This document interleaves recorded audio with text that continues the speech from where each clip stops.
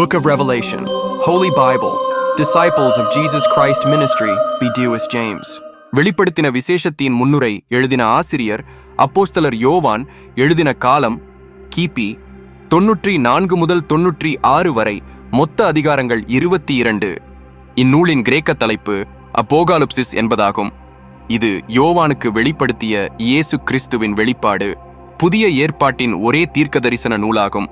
இதனை ஒரு வெளிப்பாடாகவும் தீர்க்க தரிசனமாகவும் 7 கடிதங்களின் தொகுப்பு நூலாகவும் காணலாம். இதன் உள்ளடக்கம் மறைபொருள் வெளிப்பாடு தன்மையுடையது. கிறிஸ்துவின் 2ஆம் வருகை நிகழ்வுகள், 1000 ஆண்டு அரசு, நித்திய ராஜ்யம் போன்ற தீர்க்க தரிசனங்களை காணலாம். இவ்நூலில் அடையாளங்களும் குறியீட்டுகளும் நிறைந்து கிடப்பதால் புரிந்து கொள்ள எளிதல்ல.